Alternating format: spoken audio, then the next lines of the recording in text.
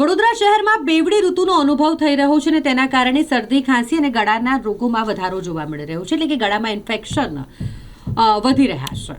બેવડી ઋતુનો અનુભવ થાય એટલે કે ક્યારેક ઠંડી લાગી રહી છે અને ક્યારેક ગરમી લાગે છે અને જેના કારણે બીમારી વધી રહી છે।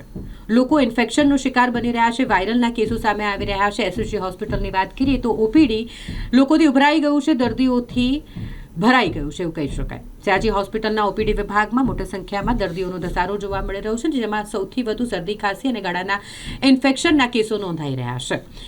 અત્યારે આ વિશે સયાજી હોસ્પિટલના આરએમઓ ડૉક્ટર હિતેન્દ્ર ચૌહાણ દ્વારા વધુ માહિતી આપવામાં આવી છે। ડબલ ઋતુના કારણે તેમજ વાતાવરણમાં પ્રદૂષણ વધવાના કારણે પણ એસએસજી હોસ્પિટલમાં દર્દીઓનો આંશિક વધારો થયેલો છે।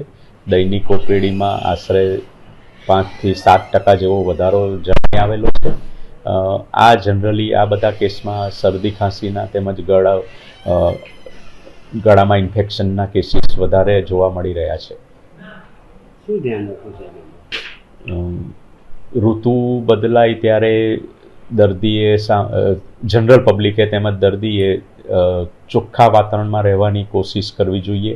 ધુમાડાથી, ધૂળથી, પ્રદૂષણથી દૂર રહેવું જોઈએ અને બીજા દર્દીઓના કે જેને ઓલરેડી આ રોગ થઈ ગયો હોય કે જેને અત્યારે પણ બીજું ઇન્ફેક્શન ચાલુ હોય તો એવા દર્દીઓના સંપર્કમાં જ્યારે બી આવવાનું થાય ત્યારે માસ્ક પહેરવાની રાખવું જોઈએ અને પૌષ્ટિક ખોરાક લેવો જોઈએ। ઓપીડીમાં કોઈ વધારો?